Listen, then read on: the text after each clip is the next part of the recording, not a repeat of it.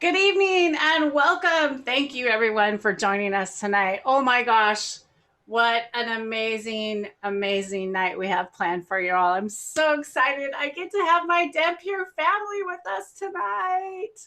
Hi, Josh and Kelly. What's up? Hey, Charlie. Just hanging out, just working hard. I'm just coming in from working all day right now. Yeah, I'm just like a we lot of both are. people. Yeah. But we had a great day and we're giving thanks. A lot of stuff going on right now. How about Yeah. you all? What'd you do today?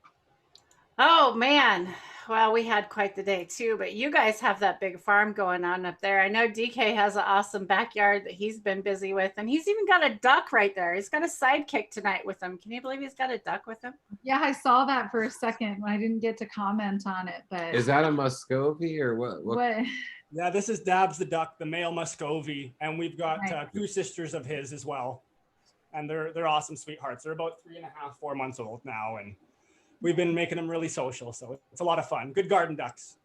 Oh, that's sweet. We really were right on the verge of getting some of those this spring, and then life took over. Yeah. As it does. Yeah. I know, Very but cool. I want them to hang out with our chickens. Ducks are great. We really like them. We've had several throughout the years, but unfortunately, we also have a lot of goshawks and bobcats, and then you learn where the term sitting duck came from.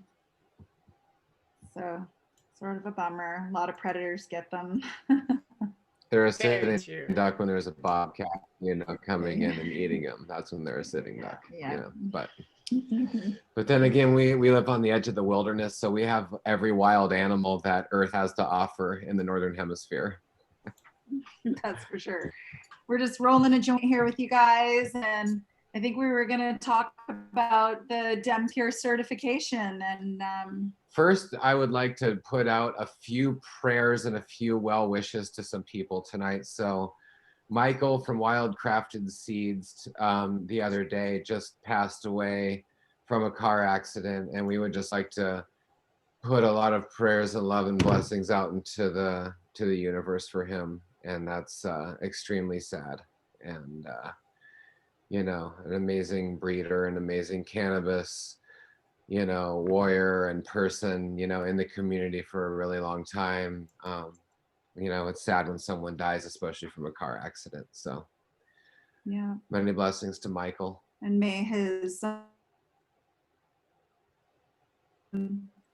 energy live on, and his genetics. A lot of people have his genetics and have done some really beautiful things with it. So if you've got the Wild Crafted Seed, or the Canna Cruz was sold brand, plant them. He used to be well known for his Tangelope. He won some of the early Santa Cruz Cups with his Tangelope, and he used to work with BAM back in the day too, and DNA, and I don't know, a lot of stuff. He had the sour frat banana going for a while, and that was something we had going on here. And then I think we had, oh God, what was the other one that he had? I can't remember the other. I don't know. I know the Tangelope is really beautiful. Also, there's a tremendous amount of hardcore fires happening in California at the moment, and Cruz Extracts is one family that just lost their home. There's also Sweet Creek who lost their home, but Cruz Extracts, a lot of love to them. We put their thing on our Instagram the other day on how to support them on GoFundMe, and we'll do that again, and people can look out. Yeah, and make sure to go onto those two farms' Instagram pages and find out how you can help, because I know that those two farms were unable to even leave with like the clothes, any clothes, just the clothes on their back and their animals. So, Cannabis Community helps each other out. So go on to those Instagram pages. And we'll give you those links, Charlie, so you can post them up for people. Yeah, we'll definitely get the links out there for everybody. Everybody that you're just coming in to chat, welcome. Thank you all for joining in tonight. We really appreciate you all hanging out. We're going to send some good vibes to the family out there tonight. I'm going to get ready to take a dab here. And maybe we'll talk a little bit about what we're smoking, and then we'll maybe jump right into the Dem Pure. Let's talk about Josh and Kelly and this collective that they're forming, and how it's working, and how to be a part of it. And you can even be a part of it in just a little easy way of just sharing more information with everybody. Having that So, proper intention. yeah. But yes, I'm equally excited. What are you guys rolling up right now? Let's see, I've got a homesteader. I've got a bucket of homesteader next to me, and I really like it. It's got nice uplifting terps, some terpinolene, some limonene. I really like those citrus sort of terps, so I tend to like to roll that up. And rather than getting too relaxed, because we still have some work to do this evening, I'm gonna roll this up for us so we'll be able to stay up through the evening. And I think go ahead, TK. No, I was just gonna comment and say the same thing. That sounds perfect for a nice late night little learning sesh, nice uplifting. We also have this jar of Healer over here, which is one of, a 1-to-1 CBD THC varietal, which is super healing and really, really nice. It has the AC/DC mother in it, which was about 19 to 20. It was 19.5% CBD for us up here. We got from a clone from Mikey G down in Spokane at the time. Big up, Mikey. Amazing person. He was treating his child at the time and everything. But yeah, so the AC/DC was really good flavor for us. Matt Rise was doing amazing things with the AC/DC for a long time back in the day and making ice water hash out of it and stuff. So the Healer's been a good strain for it. We crossed that with the Mothership, and that's one of our longest old strains, we were just talking to Will from Earth Dance the other day, and he's out in Maui. And Sticky Fingers seeds. Yeah, Sticky Finger seeds. People can look out for some Maui and some Hawaiian genetics. And he was saying the Mothership was in his backyard just going amazing, just looking amazing. And the Mothership has Afgoo and purple Thai in it, which was an old school, really beautiful kind bud flavor from Eugene clone. And then we got the seed, the male, the Super Lemon Haze Hawaiian God Bud on the North Shore of Kauai. And that was a pretty early finisher here. And so we made that into the Mothership a long time ago. Oh, fantastic. Yeah, so that's it. We've been working with that for a long time. Tara, I think Daniel. Is that where the lemon comes on the homestead? Yeah, it is. Cool. And also, like it so much. And also the Zelly's Gift, it has that as a male, and Jack Herrera as a mother. Yeah. The Jack Herrera clone was really super banana-y and flavorful.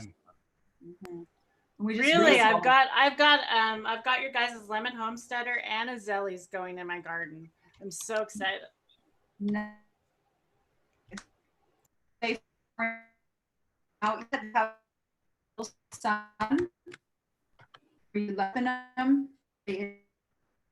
Indoor.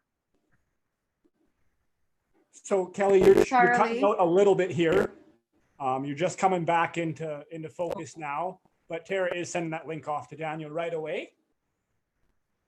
And let's see, I think you guys are back now. If you want to just repeat that little spiel.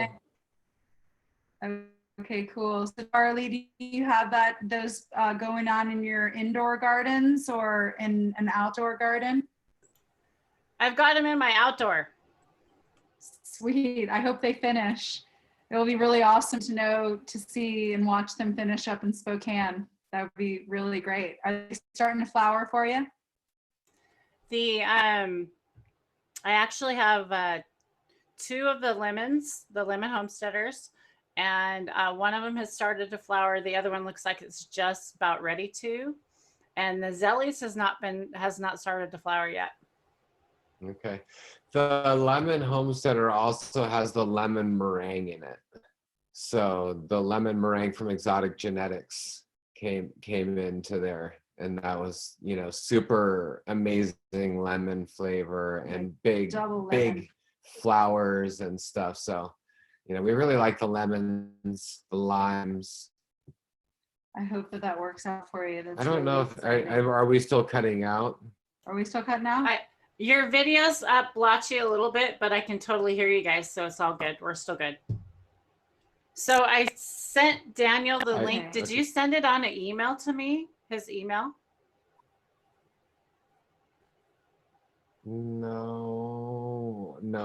I think it was just I sent it to him on his Instagram, so hopefully he'll get that.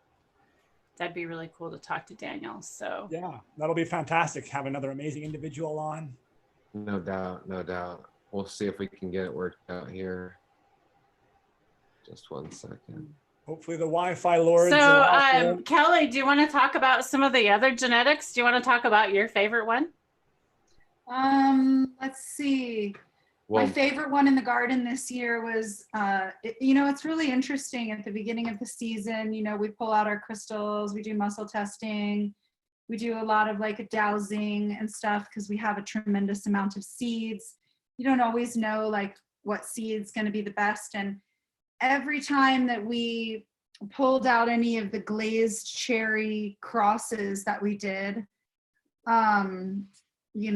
the dowsing was just going off, just like make sure to plant them in. So we really did a lot of glazed cherry crosses with, our homesteader, with our Zelly's Gift, with our mothership. What else did we cross it into? We crossed it into the Ghost Temple, which is now like a glazed ghost. And every single one of those has just turned out unbelievably phenomenal. Just so crystally beautiful. The terps coming off of them are really amazing. Especially, I think we're most excited this year about the glazed ghost. Seems to be one of the real winners in the greenhouses. Would you say? Yeah, the Ghost OG. Yeah. Also, the Guava Punch is looking pretty spectacular, and that's from Brandon and Amanda from Kush Kirk. That's pretty superb. Definitely the Voltron Velvet Perps is looking pretty amazing. Nice. I want to give it up for the Hindu Kush too, the Southern Oregon Hindu Kush. It's looking really fabulous. The Punch Breath. A lot of people call that one Jaeger. The Jaeger was one of the original or the Candyland, I thought strains, but originally, a Candyland. What one was the Jaeger? The Jaeger was originally the original. It's the Hindu Kush. It's like pheno. Oh, I didn't know that. Yeah. Mm-hmm. Oh, it's wow. One of the varietals, yeah. Mm-hmm. And the one that is like the best varietal out of all of it was the Candyland from that. And yeah, I think that was Candyland. Yeah. And we have that cut, and that was from Bobby and Meredith, Snodgrass Family Genetics. And it's really exciting. It's just doing amazing things in the garden, and really super happy to be here. It's always nice to get something that you've wanted for a long time and that it's been gifted to you from a dear friend, and then you put it in your garden and it just goes off. It's just so fulfilling when that happens. Sharing. As I say, so awesome. Even more than friends, they're practically family. What are we talking about here? Yeah. True. Yeah, definitely. And also some Lion Claw we've got going on.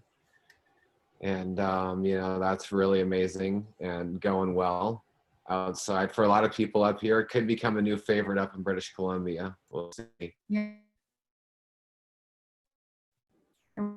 We did some crossing of that into our old school genetics, which was the gnome derived from the white grizzly, which was a bunch of BC genetics from like Lasqueti, Van Land, Mighty, just a lot of northern coastal region crosses with then the Lion Claw.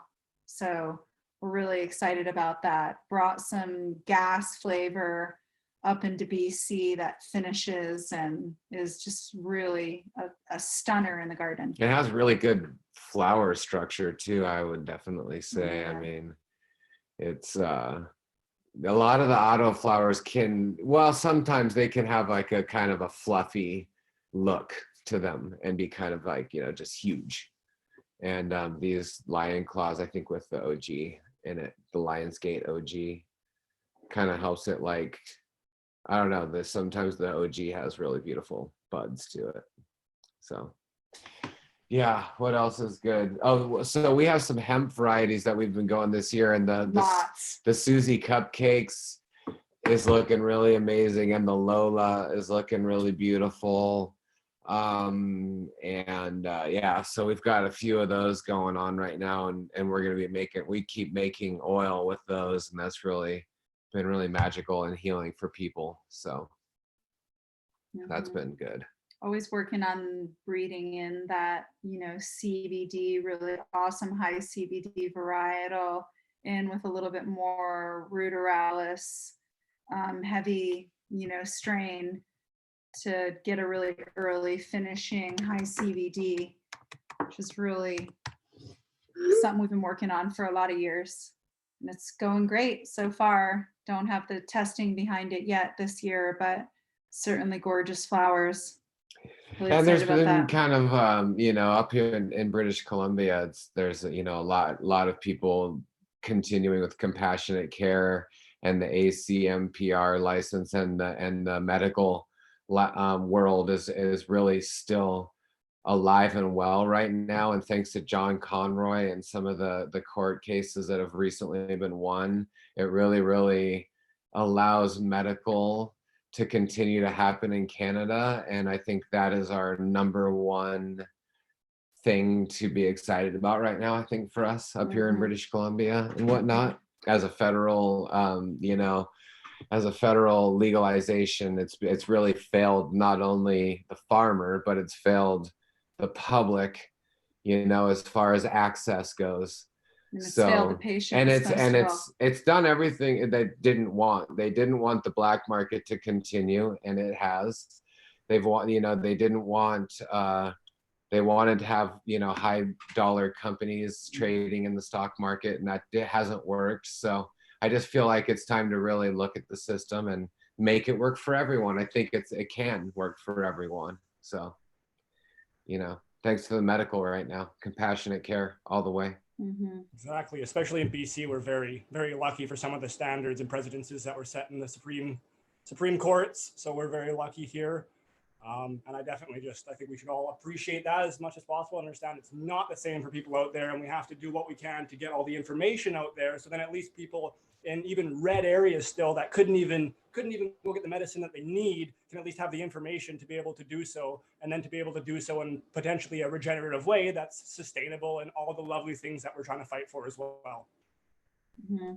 Cannabis is such a wonderful catalyst, and her role in this great awakening in this time of incredible turmoil and transition that the human race is going through right now. It's no doubt that cannabis has made this incredible entrance into our lives and is now part of the collective consciousness.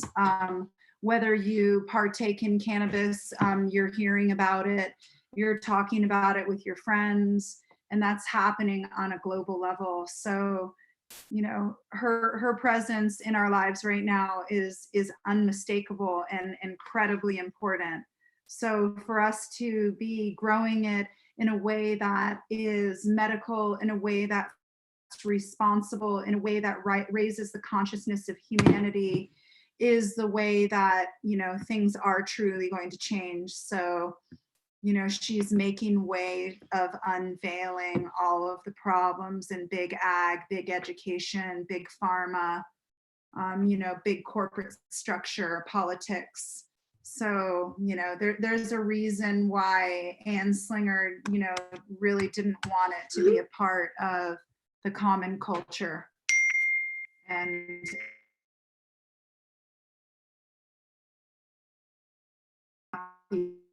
to say that she's making her way into the common culture, and it's up to us as cultivators responsible medicine as possible. And making way to really recognize. Yeah. Did you want to say something? Or You were cutting out pretty bad. And it happened, it could just be coincidence, but it happened right when you got a message as well. So it's possible that each time you get or send a text that it's screwing with the Wi-Fi a little bit, heads up. Okay, I see. Okay. Yeah, I was just gonna say it might be something in the background. If you have any windows or anything running, try and shut those down just for a little bit. No problem. No I problem. know you guys have got busy stuff going on. I hate to ask you to do all that and it's busy, but Hey, thanks everybody for tuning in You're what we tonight. have going on. We have this going on right now. We don't have anything else going on. We were just trying to get Daniel on, and he's having a hard time with I his know.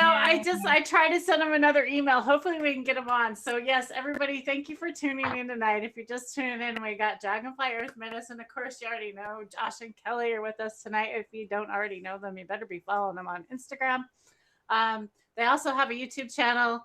If you haven't already followed them there, you can do that as well. We're going to hopefully get Daniel on. He has done some breeding, and it'll be fun to talk about some genetics that he has been breeding. And we've had some awesome comments in chat. I don't know if you guys are following around Josh and Kelly, but some of the people are just saying they feel safe just listening to you guys, and I feel the same way.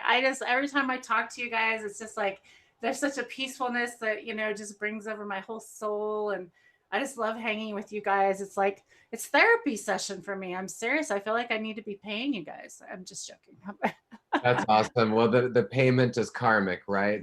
That's what matters. We always pay it forward. And I just really am so thankful, Tarly, for all of the work that you've been doing in this community and the help that you've been giving to people, and you're just really supporting people on such levels of can do this as well as deep emotional levels. And I really just have to give it up to you, girl. I've been watching you, and I'm just really thankful for your place in this world. And darn, this place is a way better world with you in it. And I'm really happy to know you.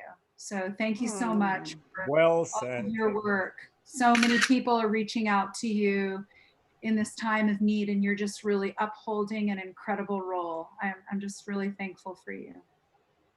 Wow, made me cry almost. Thanks, Kelly. That was so nice. Well, I just love you guys. You guys mean so much to me. You really do. Right back at you. Awesome. Yeah. Well, I mean, somebody was saying that we're, making people feel better, but I think that, the goal right now is that we all really need to focus on balance and gratitude. Right now, the focus is gratitude. There's so much to be grateful for. And if we can find a little bit of gratitude every day and focus on that and try to find happiness and peace within that, even if you gotta fake it. Now is the time to even fake your freaking happiness. We've got to continue putting it out to the universal flow and to the human consciousness. We are all one. If one of us is hurting, all of us is hurting. And right now, so many of us are hurting, and it's our responsibility for those of us who can uphold part of it to uphold more of it, to be better, to be that person that you always wanted to be, and to become that person that you felt like you always could be, because you just have to try harder. So that's where we're at right now in this world. And I'm just, when I'm talking to myself too, I'm a human here, and we're all trying to do our best. We just got to do better. So that's what's going to get us through all of this right now. Well, cheers to that. Thanks, Kelly. That was very well said. Exactly. We all have to work together and help each other. And when one falls down, we all have to be there to help them stand back up, right? And, just find people with aligned ideals and integrity and just go from there. And then ideally, if we can just push out enough good vibes and have enough of us that are doing the right thing, or at least what we view as a beneficial thing for not only ourselves, but this planet, then hopefully ideally it'll brush off onto others, and everyone can kind of start down that journey. Because it's generally a more loving, less costly, more beneficial for the planet. It's kind of a hands down easy decision when you really look at it in the big picture. It is. It is. And now's the time to make big changes. You know, now's the time to change your diet, you know, and get, you know, in touch with, you know, your microbiome, and it's in touch and detoxify, you know, and, you know, with the sicknesses that are happening around the world, you know, it's not just time to, you know, wear a mask, you know, it's time to get healthy and be proactive with your health, and look to all the different assets, because, you know, this is just one thing, and we have to be able to get this type of thing, and we have to be able to move forward from it. So, you know, I'm thankful for this summer right now, because we had planned on, we were going to be in the UK right now at Product Earth, and we had different plans to go all over the place, you know, out in Michigan and Ireland, and just all over the place. And you know, those are really awesome to do, you know, to link up with family out there. But being on the farm all year and just really all summer, every single day, has been like a beautiful hit of what, you know, we really love, you know, and being able to really put my energy into building in the land and getting all the structures done. I mean, we feel really, really like the decisions that we made to be on this land a long time ago are really paying off right now, because we're growing a lot of food and a lot of medicine, and we're looking at, you know, like we can make it through anything that comes. And that's a really big deal. And, you know, it's what the peer certification is about, and it's what the regenerative farming is about, regenerative lifestyles. And, you know, and that's what we need right now, because the earth needs to regenerate. And Exactly. whether you live on a farm, or whether you have the capability to even access a flower pot, you know, it's really important right now to grow what you can, to collect seeds wherever you can, to get together with local organizations in your zone and area, and take over areas that are unused lots in cities, to talk with your city council about where you can plant more gardens, spots where there's dead trees on the side of sidewalks, can plums be planted there, or cherries, or more food, more connection to our food. And it's not just like, oh, well, I don't have access to that much, I only have this flower pot. It's not like that flower pot is going to give you all of your food for a year, but that flower pot is going to teach you so much about your connection to nature, and how to grow your food, or be proactive with food, and understand how soil works. It's amazing if you just are with soil and what it has to teach you. I love it that, you know, like Mother Nature, the only thing that she's here to do is make soil. Everything that you go back to Mother Nature, everything that she does is making soil. So it seems like for us to be part of that amazing process of life and death and cycles and balance is being part of our innate DNA that connects us to our health and well-being, and to our better decisions. Just even if it is in a pot that's on your front stoop in a city, or a little flower pot out your window that you can grow a couple tomatoes or basil in, it can Even change that, your life. that right there sounds like kind of the underlying principle of the whole movement, right? Like, even, you know, we obviously understand not everyone can do everything, but you can do something. So as long as you have the right mindset, you have the right intentions, you just do something and keep working. And like you said, as soon as you do something, it's going to teach you so much that just inertly you're going to end up doing more and more to keep bettering yourself, and in turn everything else around you. Potentially your community. and using your assets and your resources. Maybe you're good at something, the other person's good at something. Maybe your certain soil grows, tomatoes better, one grows peppers better, and you can all share at the end of the year, or whatever it is. And I think that's valuable.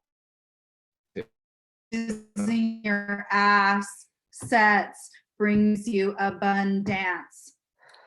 Just for fun. Yeah. Support the bottom, But we've been talking to Isaiah down in Los Angeles and Cannabism online, if anyone wants to look him up, or Earthkind, URTHKYND, is looking at doing some plots and working on food security in the kind of Compton, South Central Los Angeles area. And us as a community and a collective are looking at different ways that we can support that community through, urban garden plots and also backyard plots. And the idea of co-ops being started where people that have backyards work together and put together their resources, and maybe they rent out a commercial kitchen for a day and make some preserves for the winter, or it's just different ways to take on food security, because we just recognized how it's just we're really reliant on the food that's coming in every day, and if it doesn't come in, it'd be a big deal. So well, unfortunately I think we did all see a little bit of that with this coronavirus. We did see prices go up. I hate to bring up that word, but unfortunately we are dealing with all that. And like you guys are saying, growing a plant teaches you so much about yourself that you have no idea what you're about to learn. And it's amazing, just drinking water, people that just don't even consume enough water. It's amazing what that'll do for you in a day. There's just so many little things that we can do on so many levels to make ourselves healthier. And that's the only thing that we can do for our future right now to better ourselves. I think that's the one thing we really all need to be focusing on. I think that we could do it as well for the future, for ourselves right now, but to think 7 generations into the future, it's like, what can I truly leave that's going to make a difference on this planet? And the only things that you can leave are your original thought that created something, and healthy soil, because only healthy soil is going to continue living on. And what an incredible opportunity to make soil and leave it for future generations. It seems like it's the highest form of wealth. I think we have our whole wealth structure off on what truly makes us rich. We've put a lot of energy into things and stuff, and who's above me and who's below me, and keeping up with the Joneses, and who's got the nicest car. And really it's takes a crisis to figure out it doesn't really mean shit, and it's all noise. And what truly matters is our health and happiness. And even our happiness doesn't mean shit unless we have our health. So really our health is it. And it's interesting that none of those things that I just mentioned even remotely talk about or boost health. It's all things and stuff that aren't having anything to do with health. And that's why, Josh was saying earlier, so much going on with this pandemic and the virus and blah-de-blah-de, and public service announcements all over the place, and signs that are being made, and multi-million dollars. And I have yet to see a sign that says boost your immune system, go for a walk for 1 mile, drink more water, be a happier person, be kind to somebody. All these things boost your immune system. Nobody is talking about it. And there's definitely a reason why. And I don't think that it's important to get into that, but I just encourage people to find your own health and happiness aside from all of the other stuff that's going on, because those people who are spending multi-million dollars on public service announcements don't care about the public nor giving announcements that are meaningful right now. So public service announcement, get healthy. Natural immunity. Exactly. Speaking of which, do you guys want to talk a little bit about mushrooms? You guys have an amazing mushroom blend. You guys were the actually ones that actually introduced me to mushrooms. I mean, you really were with the mushroom blend in your cocoa. I really had no idea. Like, talk about building immunity. Yeah, definitely. Well, I mean, we've just always been really interested in mushrooms, and part of, psychedelics really bring you in deep into, what the possibility of mushrooms are. And then when you start farming, nature farming and stuff, you are fungi. And that's where, Kelly and I, in a way, we feel that right now. We're bacteria and fungi, and we're just like this collection of cells and all this stuff. But mushrooms breathe in oxygen and out carbon dioxide like human beings do, and that body is similar to our body. So it makes sense that the way that mushrooms fuse medicine is a way that our body takes in that medicine just right. It's synthesized through the fruiting body or the mycelium of the mushroom. And a lot of the mushrooms that we use in our mushroom blends, and the ones that are cancer curing or immune boosting, or the ones that have really caught people's eyes, are polypores. And polypores grow on trees. A lot of them are tree mushroom. Most of them, almost all of them are. Cordyceps would be one that is not a tree mushroom, and we could talk about cordyceps for a minute. Cordyceps, a lot of people know about cordyceps now, but it colonizes insects. So there's lots of different, It's a parasitic fungi. Yeah. And there's, lots of strains. Yeah, definitely. And it's supposedly the golden mushroom of all immortality, even beyond the reishi, because it puts a tremendous more oxygen into the blood by boosting the red blood cell content in your body, and was then even used like for the Olympic team in Russia to do better with performance enhancing. A lot of athletes use it. People that feel like they need more oxygenation in your blood, or even high altitude. Yeah. The cordyceps is a high performance athlete mushroom, really, and it supports the lungs is another thing. And the cordyceps. And remember, just really quick, diabetes is a circulatory disease. A lot of people forget that. Diabetes is a circulatory disease. So you have diabetes, you need to get out and circulate more. And cordyceps can help your circulation. So it's another good one for that. It's like a blood, it's like a blood tonic mushroom too. I mean, it like Kelly said, it adds oxygen to your blood. Like, eat cordyceps, add oxygen to your blood. Easy decision. And there's kind of two cordyceps that a lot of people use: Cordyceps sinensis and Cordyceps militaris. You can find them around. Look for, if you're gonna get mushrooms, like medicinal mushrooms from different places in the world, or you want to, get them, not from us or from someone else, just make sure that they're not from China.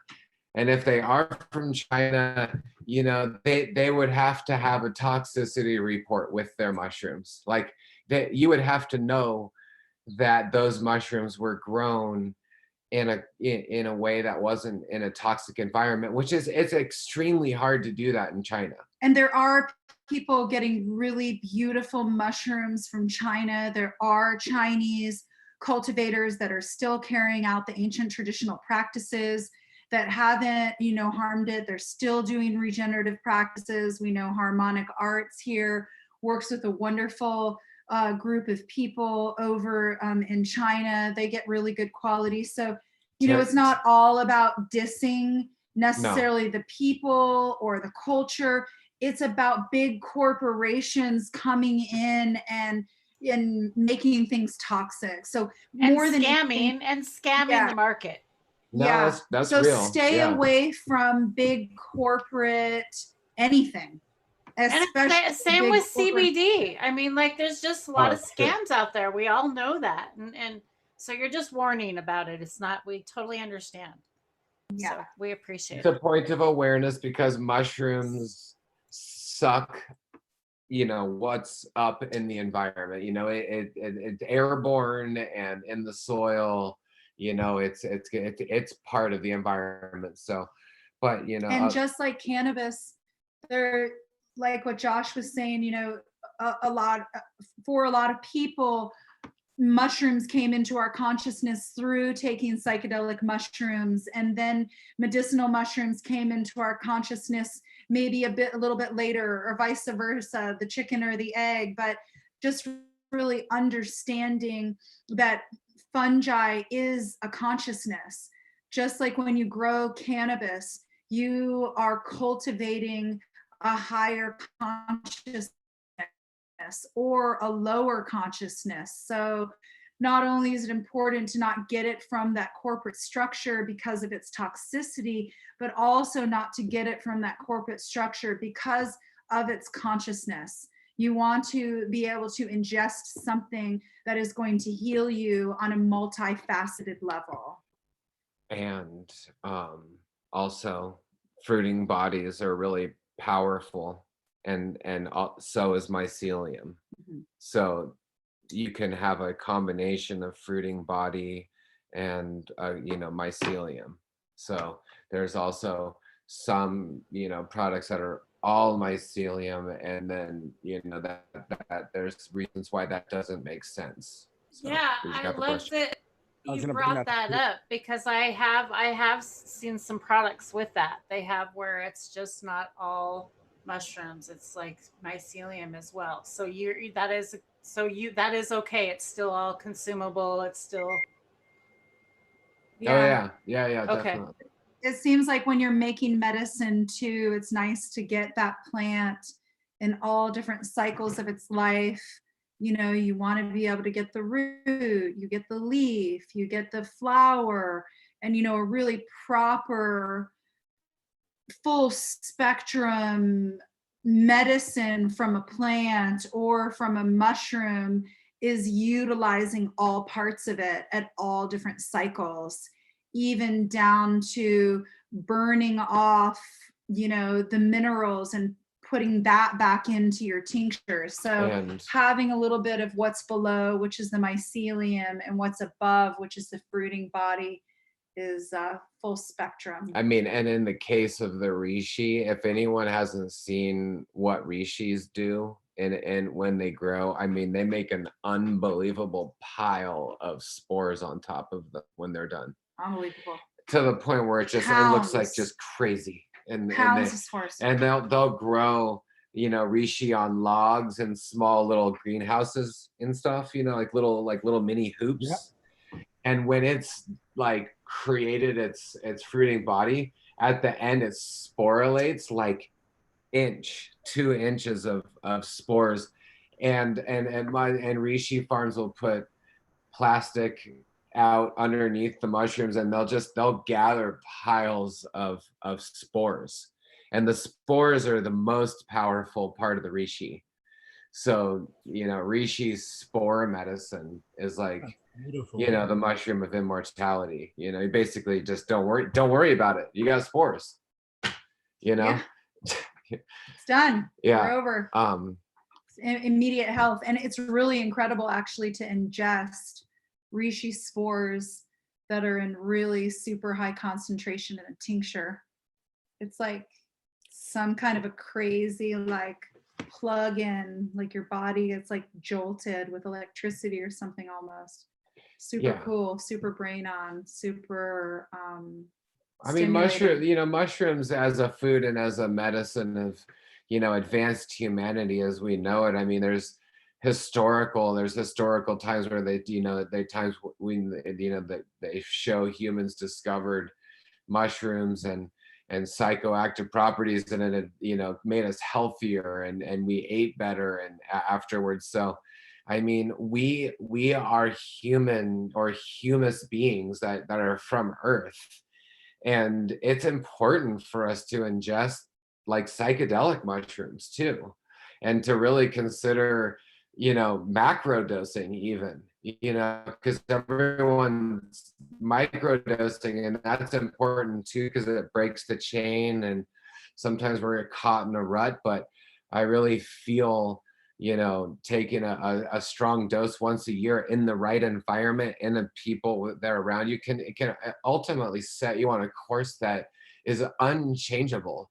And it's the kind of course that's, you know, for the betterment of humanity. And you know, it would bring us to another mushroom like chaga, or bring us to the mushroom like, so the Siberian shamans ate a lot of chaga. They also ate a lot of fly agaric, you know, which is the Amanita muscaria, and the red and white mushroom, and it's an incredible, you know, psychedelic, you know, drug, and an opener, mind opener. But also they also drank and ate chaga on the daily, and also they burnt chaga in their teepees, like the reindeer herders up north, and different native tribes burnt the polypores. And let's even look at, like, when you dry red belted conch, it fluffs up. Like if you try and dry out the red belted conch and then like blend it, it's not gonna powderize. It'll fluff up like it's like a pillow, you know. And but you can smoke that. Go ahead. Did you have a question? No, I just said very interesting. And you can smoke it. Hey, like what would the application be on that? Would you use a little bit, quite a bit? Like, can you go into that a little? Is it Well, beneficial? traditionally, a lot of polypores were used to carry the flame, carry the fire. So you can light a dried polypore and it will stay lit forever and ever. And then that smoke that comes off of it, just like the polypore, is an antifungal, antibacterial, antipathogen. And So it actually anti bad spirit too. It really does clear spirits too. Keep going.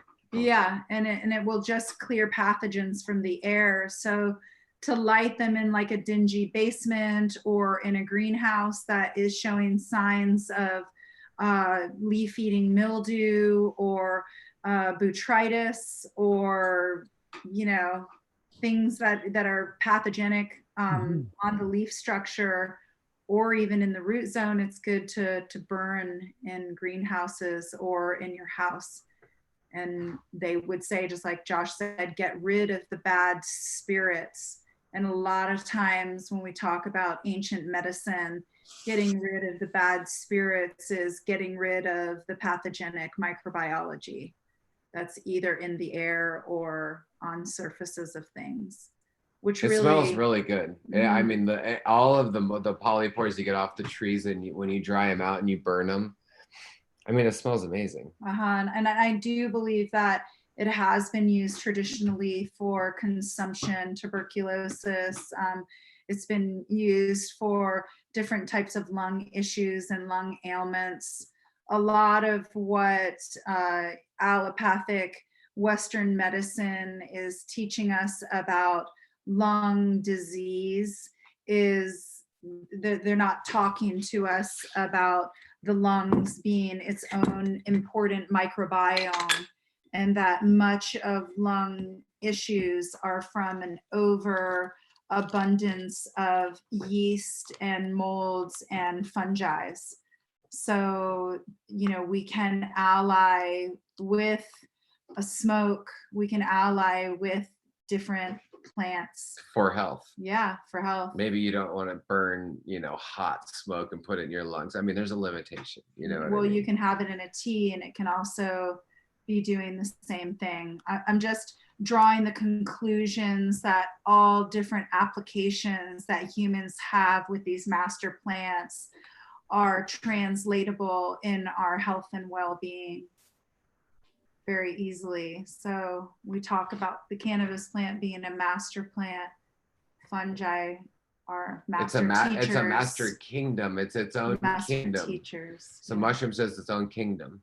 Mhm. It says we have a question here about fruiting body. Is a fruiting body mix better than a mycelial blend, and how much grain spawn is in the mycelial blends? Well, There are a lot of different, this is a big topic. And you were talking about, greenwashing or making sure that you get proper mushrooms. People are starting to educate themselves on the amount of starches that are in your mushroom product, because the mycelium grows through grains, or it will grow through wood chips. And then a lot of companies will just take those wood chips or those grains and grind them up with the mycelium and just call it mycelium, when you actually have a tremendous amount of starch or wood pulp, lignans in there that are not mushroom derived. So it's really important to get a really good company that is not doing that, that has very low amount of starches, lignans, or wood pulp, that is just working with the mycelium and it is good. And I don't have an exact, spawn, percentage for mycelial blends to look for. But what we can say is, ask your blend company, if there's primordial, like they'll grow spawn through the bag, and then they'll let like the pinheads, and they'll let like the primordia develop, and that creates a stem butt. And at the stem butt of the mushroom is the most active part of the mushroom. So, the proper mycelial blend would be, having a lot of stem butts and small fruiting bodies to it as well. So ask for that. If you are gluten intolerant, some spawn and some mushrooms is grown on wheat, and even though the mushroom is transforming the wheat, a person who's a celiac could definitely react to that. So most likely celiacs out there don't know why they're having a hard time, and they might be taking a supplement that has a medicinal mushroom in it that's grown off of a wheat grain that's not gluten-free, and it absolutely will be causing people problems. Because it that's a really good point to bring out, Kelly. Thank you. You have a problem with that, correct? Right? You're one of those. I do. So yeah. I'd like to bring that up for everybody that's out there. Kelly does struggle with that. So like, she's definitely going to know this stuff, just to throw that out.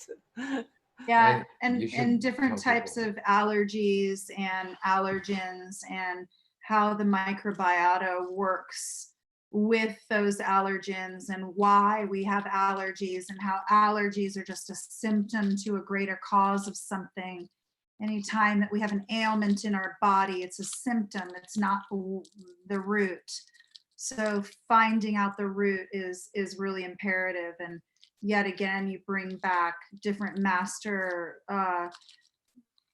teachers in nature that help you understand and get to the root. And a lot of times the root is out of balance microbiota. So to ally with mushrooms is allying with fungi. And what better to fight pathogenic fungi than beneficial fungi? Just using intelligence that's already there, and not trying to put our own human intelligence into it, which actually is not very intelligent at all. And we Go ahead. We use the agaricon as well in our mix, and the agaricon is the Fomitopsis officinalis, and it grows on old growth, and stop old growth logging. I just want to say, I can't believe that's still that happening. You have to say that, but there's like no % of old growth on the earth, but people still find a way to log it forestry. So that's bullshit. But some of the most important medicines grow in the old growth. Agaricon's one of them. The Haida Gwaii, which is previously Queen Charlotte Islands off the coast of British Columbia, the Haida Nation, the Haida Gwaii people. It was always Haida. Definitely Turned that into Queen if Charlotte and back to Haida. anyone who doesn't know about Haida Nation and the Haida people, they're amazing, powerful group, and that island is basically a big mushroom. I mean, there's so much rain out there. There's so much, trees and lignin, and so they have like, been using the agarikon and for health and well-being, and even to fight tuberculosis, to fight to fight more lung disease. So it's a supportive to the lungs. They even burnt that as well, and they even carved the agarikon, and they found them in the graves of the people. We have indirectly worked with Vern and some important medicine family out there, and we've gotten reishi, like the the Ganoderma oregensis, the Oregon reishi. It doesn't have to be from Oregon, but it is oregensis. So, and it comes from the coast. So we've gotten a lot of that fruiting body from the Haida people, and we put that in our mushroom, our myco hemp mushrooms blends. So when we make our medicine for the myco canna caps, we're gathering fruiting bodies from the most sacred hikes that we go on, like the most beautiful valleys, from people that are from other places. We'll get chaga from some family out in like Michigan maybe, or Maine, or even in our area, and we utilize that, and we think that's really powerful. And honestly, there's incredible stories from that medicine and other people's medicine. But definitely with our myco canna caps, with the fusion of the mushrooms and the cannabis is kind of like, it's pretty phenomenal. And there's Chinese herbs in there too. But. And just like what we were saying earlier, that the single pot is not going to feed you for your whole life, any more than maybe taking a single mushroom is going to change everything because of itself. What the mushrooms do is the same thing that the single pot does, is it gives you a deeper connection to its true teachings, which is nature and wellness and our connection to it. And then for us to be able to heal ourselves, because ain't nobody gonna tell you how to heal yourself other than your own healthy self. And also, I just add that mushrooms are really powerful because they grow on trees, which we already said. But what's powerful about trees? They live for 50, 100 years. A lot of the medicine that we get is annual, and you don't really think about it, but it's annual herbal medicine. It's definitely, roots are not just annual. There's a lot of perennial roots that get used in herbalism, and roots are a big deal. But tree medicine, growing a mushroom, having a mushroom growing on something that's that old, is getting longevity, compounds from the tree. The tree's been there forever. It's been taken in that environment. See, the duck likes that idea. Yeah, the duck's down. The duck's feeling that. Yeah, down, funky duck. Yeah. Thanks. That's a way better angle. It is. Yeah, we appreciate that. Hey, duck. Yeah, duck's part of the team for sure. Just be real quick on the mushrooms. Last one is turkey tail.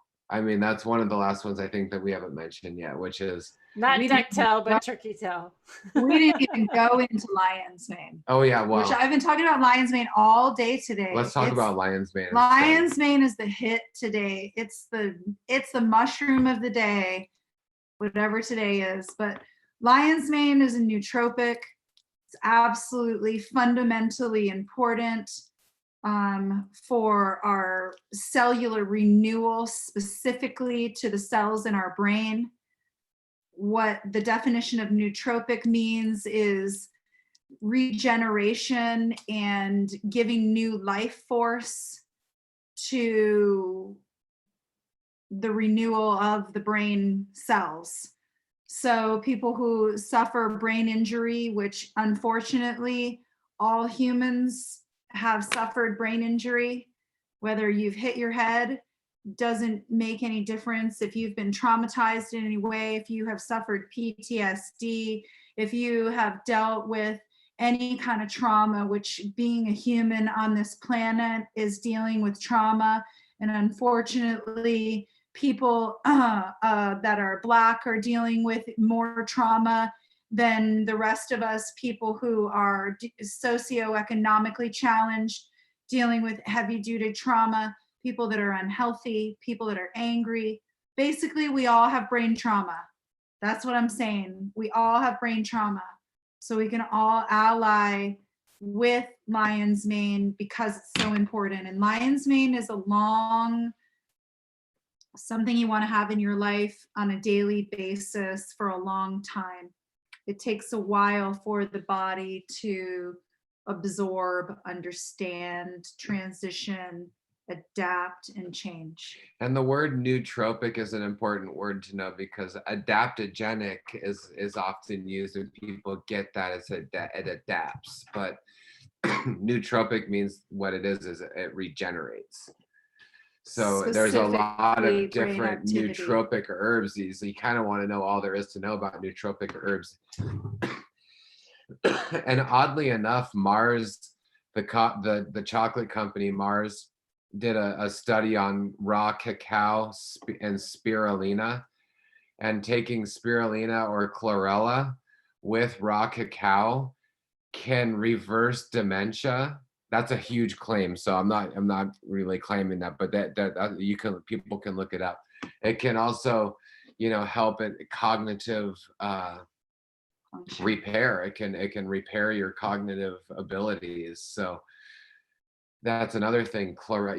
Algae are an important part of it should be an important part of our diet as well, because that one-celled organism, that incredible growth factor, that enzyme rich, algae juice is extremely important. And the other thing that people don't understand about adaptogens is not only does it go in and it decides maybe where there's malfunctioning, but it's equally important to decontaminate, to detox, to cleanse our bodies as it is to add things that benefit our bodies.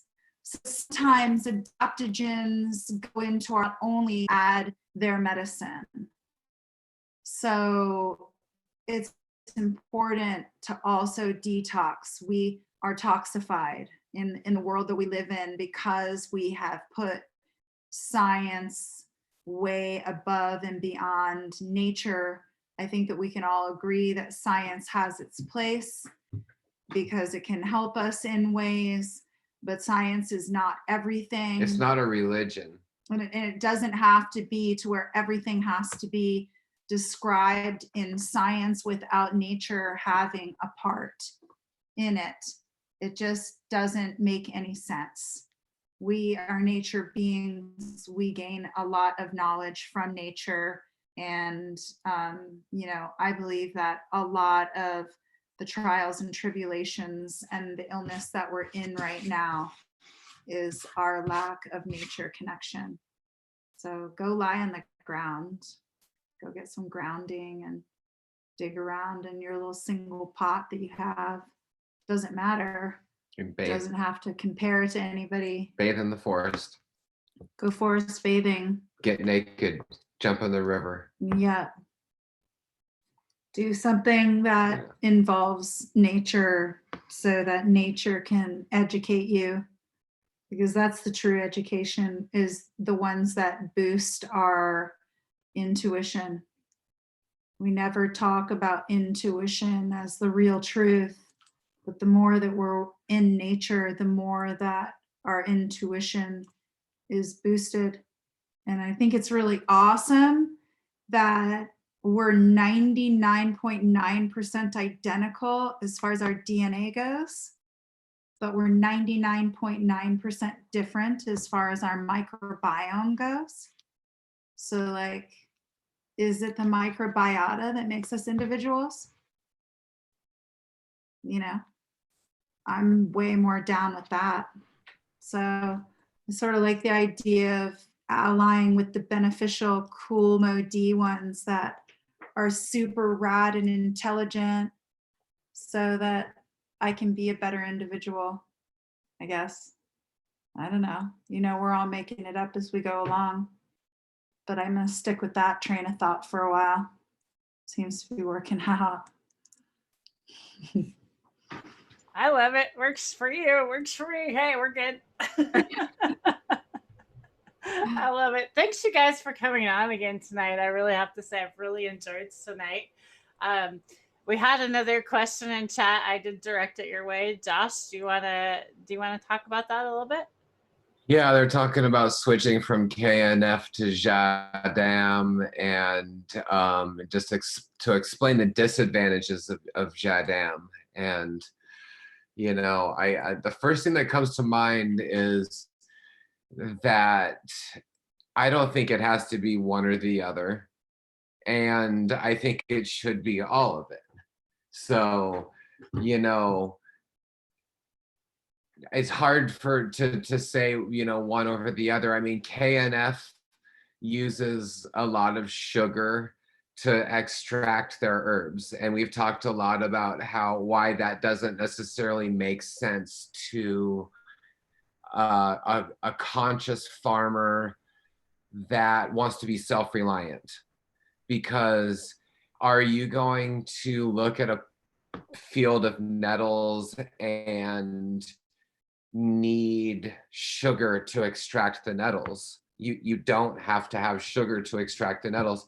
And really, like, do you need to save those over the course of a full year? I think that there's usually medicine, you know, available all year. But if you're trying to save, you know, if you're trying to ferment herbs and save them over the winter and use them in your garden over the winter or something, I mean, Like a preservative. there may be ways you could do it, you know, without so much sugar. So one thing about KNF, and another thing about KNF, which is another thing, is the rice and making IMOs. I really feel like building your beds and building your soil, which we've talked about a lot over the bit of times, that is your IMO. I mean, you don't really need to like let rice mold. Like get that dirt instead and bring it into your biomass gardens and plant it in your beds, you know, or liquefy it with, you know. And that's one thing that is good for, is they talk a lot about using mold and using soil, by getting soil, you know, grabbing soil and getting it down, and you put that in indigenous microorganism soil, break down the herbs. And Jadam, you know, uses a lot of leaf mold, and I like that a lot. What I don't necessarily like, or Kelly, you can say something too, is well, I wanted to all the like minerals and the different sulfurs and things that they use, and so a lot of those things we just don't need those kinds of things. You guys can turn your video back on. I just killed it for a sec because you're lagging a sec. Okay. Go ahead. Now you're good. You're back. Okay. I don't know. It's not working, but it's fine. It says that we can't start our video now. Sorry. There you go. Sorry. There you go. Okay. I wanted to hear you. Okay, go ahead. Okay. So I have a couple of thoughts here, is that, you know, we as cannabis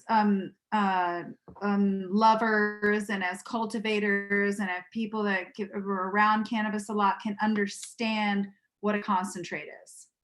And what I want to point out is that Jadam, KNF, biodynamics, ancient practices before big ag and pelletized micronized feeding systems that come from petroleum-based products. Before all of that was nature farming. And all of these practices are, let's say, different kinds of concentrates from the same plant, which is all of these practices are about natural farming practices, making your soil more nutrient rich and being more like nature. That's what it's about. How can I be more like nature? Everybody's trying to be more like nature.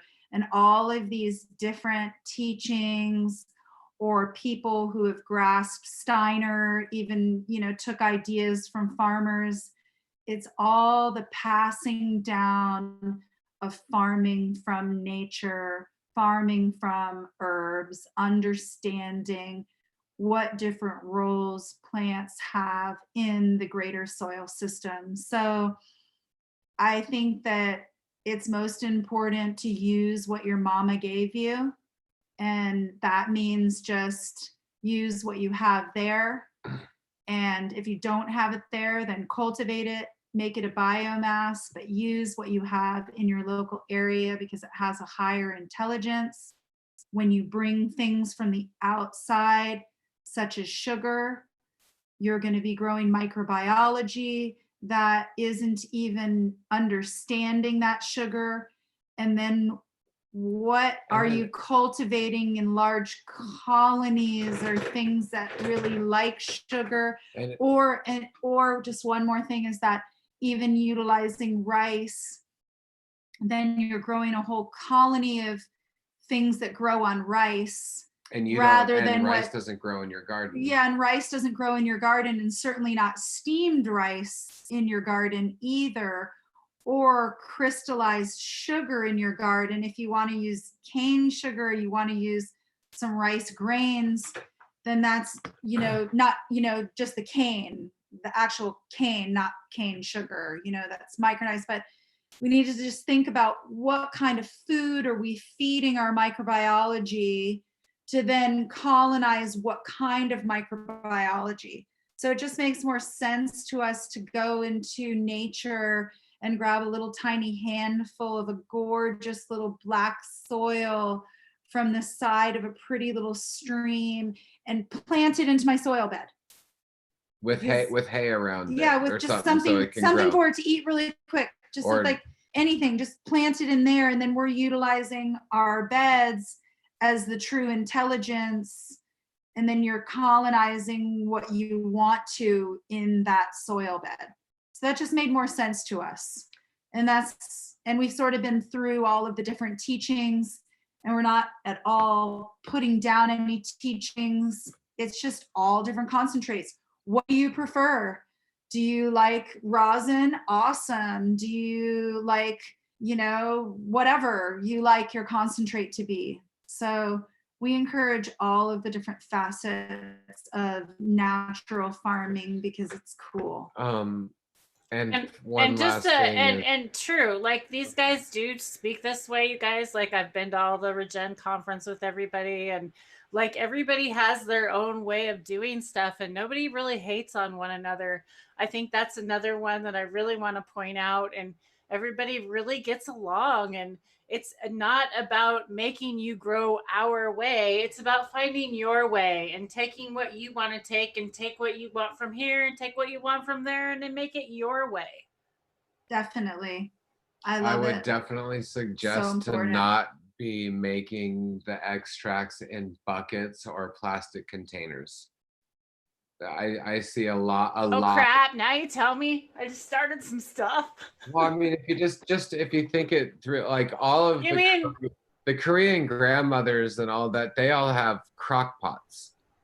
Like every actual like old school Korean farmer, they all have these like giant, amazing. Or Japanese farmer. Well, just whatever. Asian farmers, like Asian. The Europeans used horns because they didn't, have plastic, but.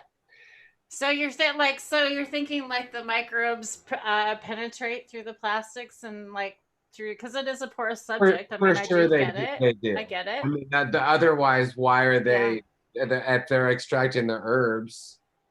You know, why wouldn't they just start eating the plastic too?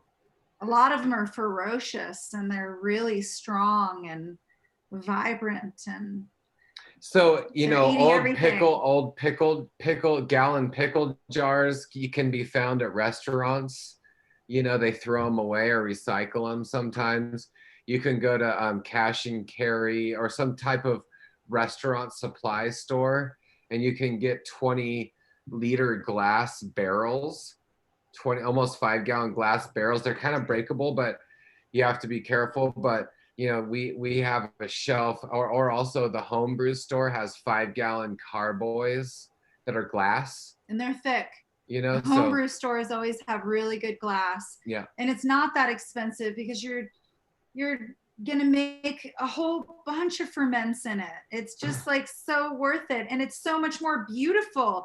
And you get to see your ferment and all of the different layers of it, and you get to like watch it from a whole different like vantage point. And I think that's cool too. Fermenting is an amazing thing, and I mean we really appreciate Sandor Katz and the whole wild fermentation, and even Pascal Botter. And his, you know, incredible fermentations that he does, wild fermentations. I mean, please ferment things. You know, it's the important point of health. So, you know, Jadam and Korean natural farming, and also Japanese natural farming with Dr. Teruo Higa and EM. I mean, there's a whole world to EM, which is effective microorganisms, and you know that which is a heavy lactic the language acid. goes back and forth between, you know, Japan and Korea, and so we just say take it all. I mean, we live in a Quaker community, and Quakers are about like mulch and rotting weeds. So like, and basically what we've just learned is just, which is also fermenting, just pile up as much biomass on your beds as possible, and inevitably you're making a huge amount of soil. That's the big secret. And then if nature is here just to make soil, then by you fermenting, you're giving part way to that process of making soil. All soil is made by fermentation. It's all part of the natural process of microbiology breakdown. So I think that, you know, Josh and I have studied and looked at a lot of these different practices that have all been written down, as well as practices, you know, in making different types of tea for health and well-being, and going back in the ancient Chinese texts of Chinese medicine, and how that stuff is being fermented, and how it all really relates to one another. You know, just like you were saying, Charlie, do what makes you feel really stoked. For us on a farm, we don't have a lot of time to be doing a lot of little jars and little tiny things and recipes, and we might do that for foliar, and we're definitely going to do it for R&D, but to do like large amounts, we want a process that we can do large amounts, that it's really easy for us to do, that we know that it's going to be foolproof, and that we know that every tea or ferment that we make is going to be really good. It's going to be fresh. It's going to be seasonally appropriate. It's going to be biologically intelligent because it uses our own terroir, our own Appalachia. That's more, you know, what works for us in our farming. So, but we really encourage everybody to try all of the different concentrates out there and see what works for you. And I love that we're talking about this, because lately DK and I have been both down the rabbit hole. We've had Chris Trump on here. We've had Wendy on here. We've been talking about the KNF stuff. We both have the Jadam book. We've been reading about that. We tried some potato mix. I've thrown stuff on, you know. like, so we're like kind of dipping our toes in all this. So I think it's awesome that we talked about this tonight. I think it's really kind of fun that we need to dip our toes in all of it. So you do know what you want to try and see what works for you. Like, some of the stuff's pretty stinky. Like maybe that's not your thing, maybe something else is your thing. Fish poo is really stinky too, so it depends on what you want to use. Exactly. I mean, we made our first rotting weed tea in 1999 when we moved up here to British Columbia. And 99, wow. 1999, we were growing, large scale outdoor crops, and we were earlier. we were taught by the Quaker, community here about like rotting weeds in tea. So we started doing that and turning in the bed. We have video that we just recently had converted to digital from like 2003 and 2002 of us like farming out in the woods here and whatever. It's And really how fun to cool look. is that? Way cool. Where's it at? Let's see some home movies Yeah, next get time. editing. I want a home movie next time. It's a trip. It's I mean, I like wonder if what we we were could- talking about, and what kind of things that we hold true. What's our center of our own Dharma wheel? It really hasn't changed at all. our whole thing was growing flowers with all the cannabis, tilling all the weeds into the soil, rotting the weeds. We had our son, he was 4. No, he was 4 years old at the time. And we were just walking him out in the backpack out to the spot. And I mean, it literally, everything that we're saying in the video, it sounds like tonight. So I mean, it was kind of it was like amazing kind of to hear like, wow, we've been super passionate about just natural nature, whatever the word is, the regenerative, whatever it is, but it's like no matter Word what can we were gonna change. do, it was gonna be done from what we had around us. Mm-hmm. And that's what made sense to us. And so we kind of dipped into all the extracts. Our bottom line nowadays on our farm, like if you look at like 2020 and what are we doing on our farm after traveling the world and reading every book and doing all the things, definitely we don't burn any fires on our property, which can be a problem because we have wood, we have camp stoves, we have wood fired. I'm not saying we don't put stuff out into the atmosphere, but we would never burn anything. But we don't have brush slash piles or slash burn. And when we cut like end cuts and wood, like we pile all that up at the bottom of the hill until we make new garden beds. Mm-hmm. And what I think also is like the 2020, like what are we doing here on our property now is we're preparing for when we're 85 and we're gardening. And that means easier systems, easier flow.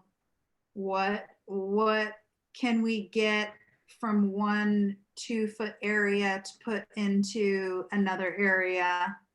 And I interrupted Definitely Josh, just so. contouring the land, piling up earth, piling up all of the as much hay as we can get, which is just local grasses from our community. We're not getting any specific hay, and it's never seedless. It always has tons of seeds in it. That's meaningless because we're piling up hay like for real hay. And the aisles and everything is just, it's so covered everywhere. And a big thing is our fruit trees. We're covering our hay, underneath the drip line of the fruit trees. It's heavy mulch. And that's really transforming the health of all of our trees. So basically high carbon swale earthworks contouring of land, which accumulates biology and creates incredible, beautiful terraces. And then rotting teas.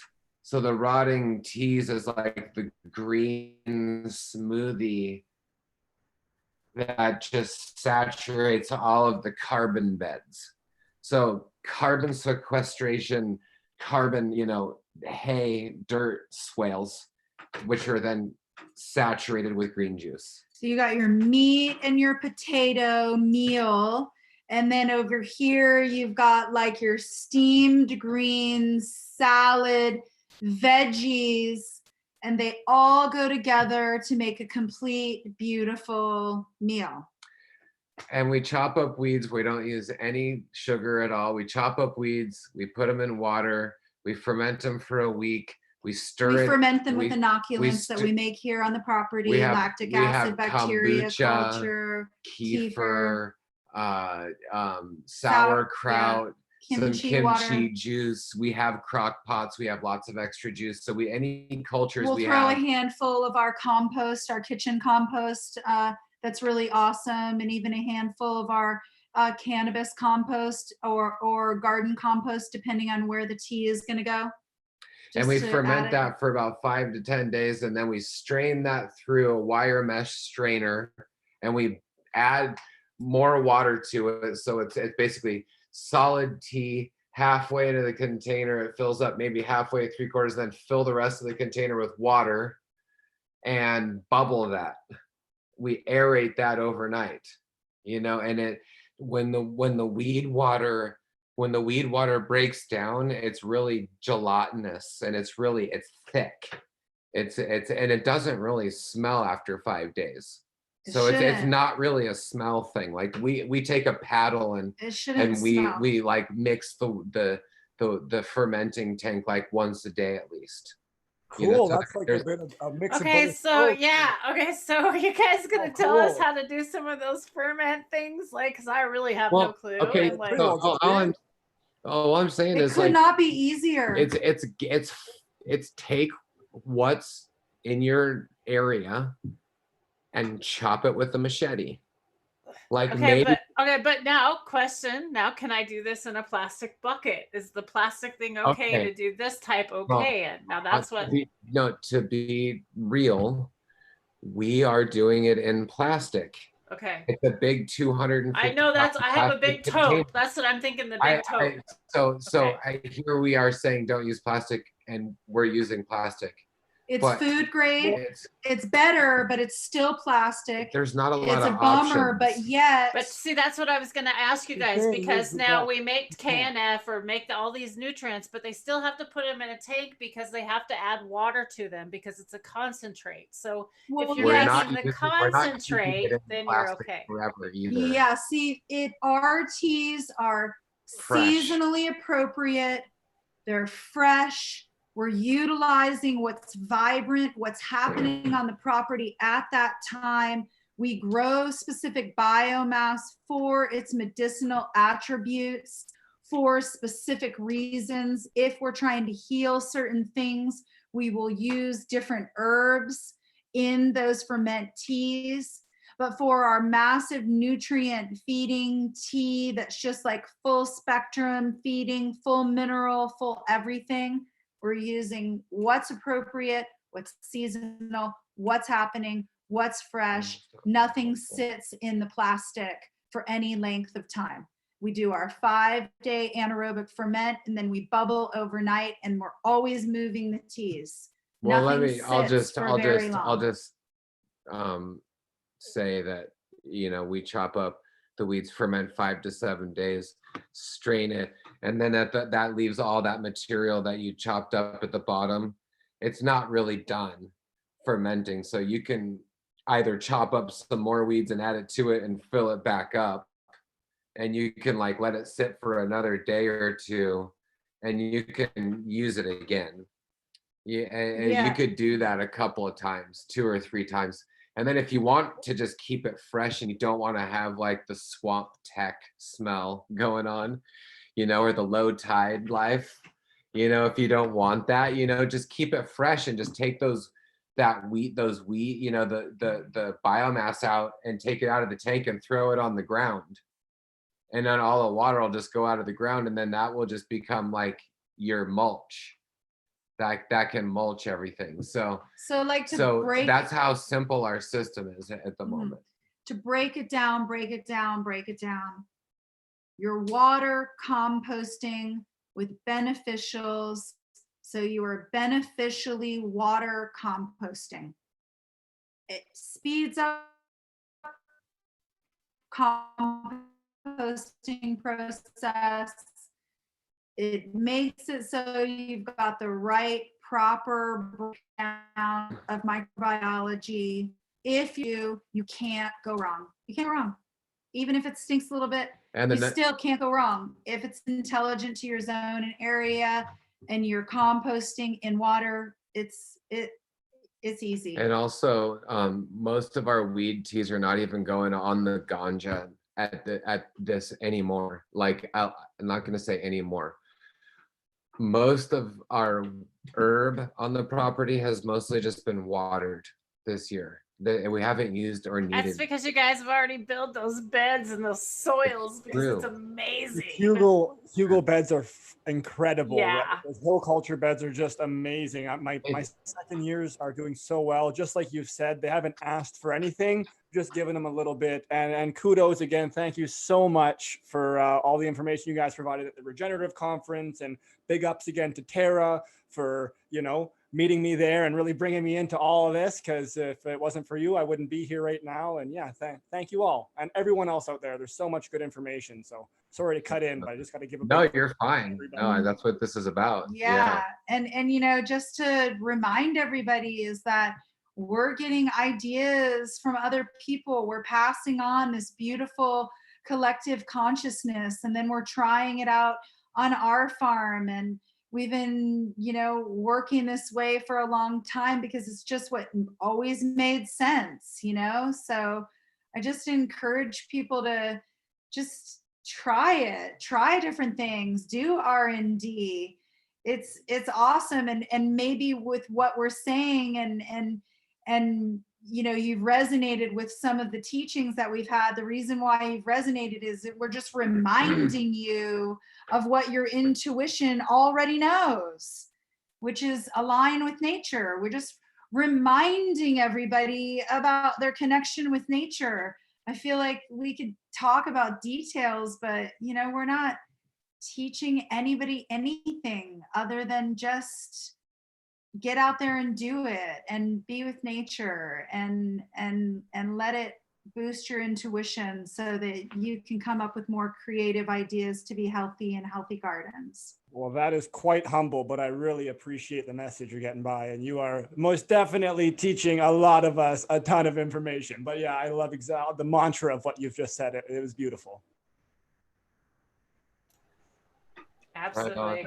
On that note, we've kept you guys up late. It's been a late day, late night. I know we're all kind of tired. We've been out there, and August is definitely the busiest, probably the month of the year, I think, for us outdoor gardeners right now. So I want to close it down. I do want to talk to you guys just a little bit after this show, so please stay here for a minute.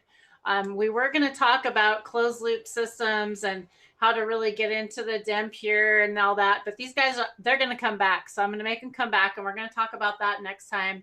We also have some DemPure farmers that are going to come back on. Unfortunately, Daniel didn't have Zoom downloaded, and he has slow internet. So complications there again, hey, technical difficulties we have. All right. It led to this organic, amazing conversation. So we did. Yeah. We had an amazing conversation with you, Josh and Kelly. And I love this because we did get to know you a little bit more one-on-one and talk about, the mushroom thing. That was fun, and learn more educational stuff about that. What do you guys think? You want to close it down for the night? Yeah. Sure. Okay. I'm thankful for the conversation.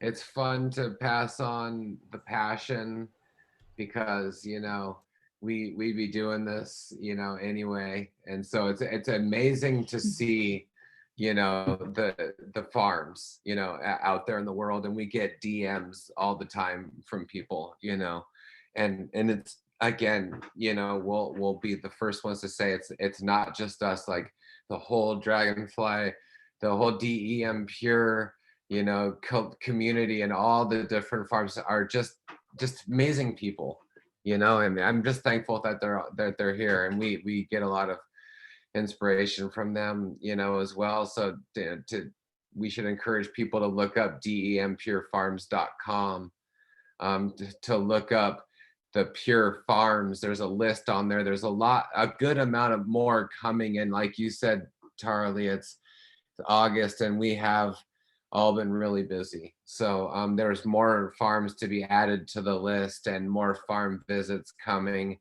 It's a big growing community, and it's a peer-reviewed community. It's a free certification. It's a magical group. It's people that we would walk to the end of the earth with, and all their farms are of what people can do if they want to get back to the land. Look at each one of these farms if they want to be in touch with natural systems. Look up these farms that are pure certified. They're all really phenomenal, innovative people, closed loop systems, bringing you into your power. And I also just wanted to, give thanks to the cannabis plant. I want to give thanks to the nature spirits that have taught us so much. I want to give thanks to love, because it rules all. It's the most important thing that we can be attached to and attuned to. I want to give thanks to health and well-being, because without it, we would have nothing. And I just want to give thanks to goodness and kindness, and for all of those people out there who are really digging deep to try to find it. I encourage you, because it makes us better people. There's no better teacher than difficulty. So I just want to be open-armed and thankful for the difficulty, and may that shit sandwich turn into a beautiful compost pile that turns into a lovely flower that has a resinous atonement to it that gives us a higher consciousness. So I think that we can transition change in a blip of an instant, and it's our job to do that right now. Giving thanks for all of that. Turn off your TV, turn on YouTube, say hi, thanks to Tara. But I just wanted to encourage people not to get too into the divisiveness of politics, and really just take this as the focus. Like, this doesn't change, with whoever's in power or whatever it is, because the power is all within our own self and within our community. And our community doesn't change with whatever's happening out there. So like that's the be here now quality of what we have in this moment. So again, I'm thankful for the nature spirits and the plant medicine and the community. Every day is a blessing. You got that right. Peace and love, everybody. Thanks so much for tuning in. Thanks, Tara. We really appreciate everything you do for everyone. Thanks again, Josh and Kelly. Any last words, Tara? Thank you, everyone that's tuned in, and all those that are going to come by later and hang out.